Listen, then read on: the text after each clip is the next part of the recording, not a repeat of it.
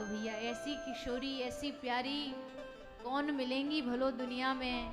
वृषभान की किशोरी सुनी गैया हूते भोरी। ऐसी हमारी स्वामी जी के चरण कभी न भूल जाना, कभी नहीं भूलना। श्री जी से निवेदन करते रहो, बड़े दुनिया के विचित्र विचित्र रंग हैं, हे स्वामिनी जी कहीं इन रंगों में मैं अटक न जाऊं, भटक न जाऊं। अपने उन चरणों का जो रंग चढ़ा वो नहीं उतरना चाहिए। तो ऐसी श्री स्वामिनी जी की कृपा का प्रसाद लेकर के, अरे भागवत सुखदेव जी की वाणी में रस आया कहां से? भागवत तो सूत जी ने सुनाई, भागवत तो मैत्रेय मुनि ने भी सुनाई, भागवत लिखी तो व्यास जी ने भी।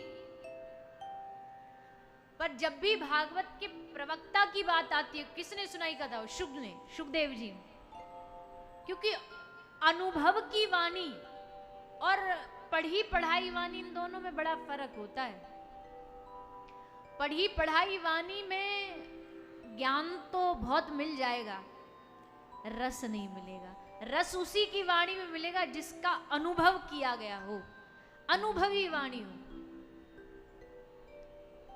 जिसने रस का अनुभव किया उसकी बातें सुनो तो अपने आप हृदय में रस प्रकट हो जाएगा। सुखदेव जी की वाणी अनुभव वाली वाणी है, रसमयी वाणी है। सुखदेव जी गोलोक में बैठे बैठे दिन रात भगवान की लीला देखते थे। अच्छा अब ये लीला हो रही है, अब भगवान की ये चरित्र देख रहे हैं, और देखते देखते वो रस उनके भीतर प्रवेश कर गया। इसलिए सुखदेव जी की वाणी में रस है। और वो श्री राधा रानी की कृपा से प्राप्त हुआ। तो उनकी कृपा लेकर के श्री सूत जी महाराज ने भी शारण तीर्थ में 88,000 ऋषियों को ये कथा सुनाने बैठे हैं। 88,000 ऋषियों ने कहा महाराज देखो समय बदल रहा है, सचमुच समय बदल रहा है, सचमुच लोगों की सोच बदल रही है। कलयुग अभी तो जैसा शास्त्र कहते हैं, अभी तो कलयुग छोटा सा बच्चा है, पर अभी कलयुग इस परवान पर है तो सोचो, मौसम बदल रहा है। पहले के समय में ऐसा, अब मुझे तो ज़्यादा पता नहीं, बहुत ज़्यादा उम्र की अनुभव तो नहीं बता सकती, पर हर साल जब भी मौसम बदल रहा है, हर साल यही सुनने को मिलता, भैया ऐसा तो पिछले 50 सालों में नहीं हुआ, 100 साल में नहीं हुआ। पहले लोग मौसम के मजे लेते थे, आजकल मौसम लोगों के मजे ले रहा है। हम तो जब भी गर्मी आती तो इतने सालों का रिकॉर्ड टूट गया, बारिश आई तो इतने सालों का टूट गया, सर्दी आई तो सब चीजें देखो कैसी हो रही है हालात। और अभी तो कुछ भी नहीं है। क्या होगा दुनिया का पता नहीं, कैसे ये दुनिया टिकेगी, क्या विचित्र रूप होगा इस। भगवान बचाए, प्रभु रक्षा करे सबकी। पर सोचो इतने समय में ये हाल है, आगे बढ़ते बढ़ते क्या होगा। इसलिए चैतन्य महाप्रभु पहले ही सावधान कर गए कि भैया यही समय है, यही जीवन, यही मौका है। इसके बाद तो फिर तो धीरे धीरे लोगों की प्रवृत्ति धीरे धीरे सब धर्म से हट जाएगी। धर्म लोगों को बस दिखाने का काम लगेगा, दिखावे की वस्तु लगेगा। सूत जी महाराज से 88,000 ऋषि चिंता कर रहे हैं, महाराज आप तो जानते हैं आगे विचित्र विचित्र समय आने वाला है, आदमी कैसे भगवान को पाए। व्यक्ति चाहता है भगवान को पाना, पर उसको रास्ता तो मिले, उसको कोई मार्ग तो मिले जहां वो मार्ग पकड़ करके आगे चल सके। तो कोई रास्ता बता दो, कोई सीधा सरल सा रास्ता बता दो।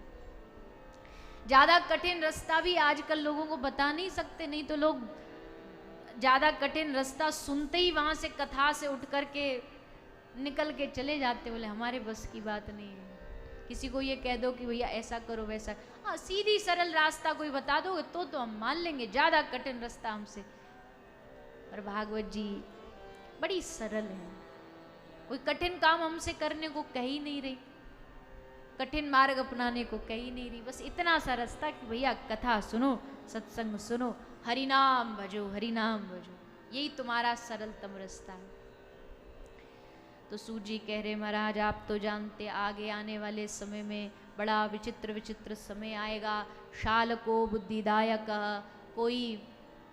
कोई घर में पहले नया काम करना हो तो घर के बड़े बुजुर्ग से सलाह लेते थे। श्री सूत जी महाराज कह रहे हैं आगे जब समय आएगा तो शाल को बुद्धिदायक, घर में कोई काम करना हो तो सलाह लेने के लिए ससुराल से साले जी को बुलाया जाएगा, साले जी आएंगे सलाह देने। देखो जी मैं नहीं कह रही, भागवत जी में लिखा है, अब कोई इसमें बुरा नहीं मानना, क्योंकि सब कोई ना कोई एक दूसरे का साला तो लगता ही है, रिश्ते में सब ये संबंध तो आ ही जाता है।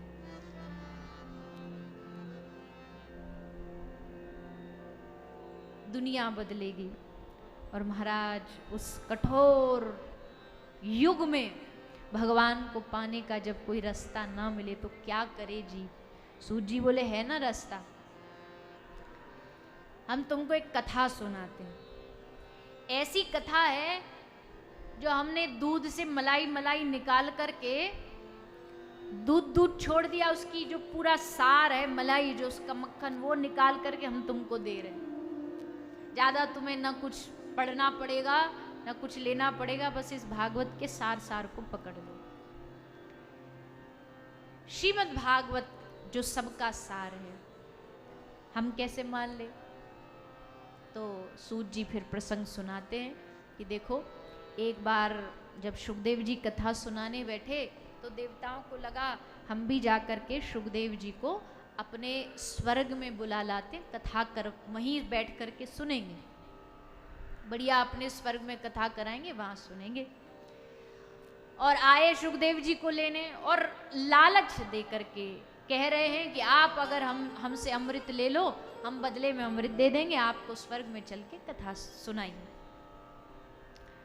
सुखदेव जी ने कहा खबरदार खबरदार, मेरी कथा को तुमने तुलना की तो इसको तोला तो। कथा बाजार में बिकती नहीं है, कथा न बेची जाती है न खरीदी जाती है। कोई समझे कि हमारी सामर्थ्य है कथा को खरीदने की। कई लोग को लगता हमारे पास धन है, हम धन दे करके कथा करा सकते। अरे ये गलत फहमी भूल जाओ। अच्छे अच्छे धनवान भी जिनके पास अरबों की संपत्ति है वो भी भगवान की कथा नहीं करा सकते अगर भगवान उनका चुनाव नहीं करेंगे तो। और कथा कराने वाले कई ऐसे भी देखे जिनको देख करके तुम सोच भी नहीं सकते कि ये आदमी कथा करा लेगा, लेकिन जब भगवान कृपा करा, उसका चुनाव किया, तो कोई भी व्यक्ति, इसलिए ये नहीं सोच रहा। आजकल ये बड़ा विचित्र सा सिस्टम चल गया और उसमें देखो कमी सबकी है, ऐसा नहीं। कहने वालों को भी, कई लोग को तो मैंने खुल्लम खुल्ला कहते देखा हमारी कथा की इतनी फीस है। अरे भैया हम कोई दुकानदारी थोड़ी चला रहे हैं कि तुम हमारी फीस दोगे, तुम हमारी पेमेंट करोगे। तो पहले पेमेंट होनी चाहिए फिर कथा करने आएगी। नहीं नहीं, ना कथा का कोई इतना धनवान है कि कथा का पैसा दे सके और ना कोई कहने वाला ये कह सकता है कि भाई इतना। श्री सुखदेव जी महाराज ने देवताओं को वापस भगा दिया अपमानित करके।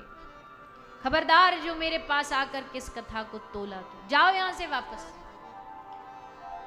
पर महाराज हम तो कथा सुनने आए। बोले नहीं, तुम कथा सुनने नहीं आए। कथा सुनने वाला आदमी ये सब नहीं देखता कि मुझे यहीं चल के कथा सुनो। जिसको सुनने से प्रेम होता है ना, जिसको श्रवण में रुचि होती है, उसको किसी भी चीज से लेना देना नहीं। वो ये भी नहीं देखेगा कि कथा में हमको आगे बिठाया पीछे बिठाया, चनौरी प्रसाद मिला कि नहीं मिला, हमको वीआईपी एंट्री मिली कि नहीं मिली। उसको क्या मतलब इन सब से।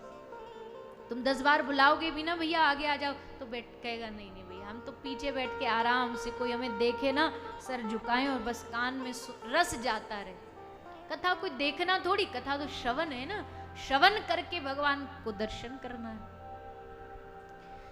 तो देवताओं को वापस भेज दिया गया। देवताओं को बड़ा अचंभा हुआ। उन्होंने जाके ब्रह्मा जी से कहा। ब्रह्मा जी ने तराजू लेकर के भागवत जी की तुलना की और क्व सुधा क्व कथा लोके क्व कांच क्व मनिर्महान, कहाँ कांच कहाँ हीरा, कहाँ भगवान की ऐसी दिव्य रसमयी कथा और कहाँ ये अमृत। समझ गए देवता की ये कथा केवल और केवल भगवान के जनों के लिए होती है।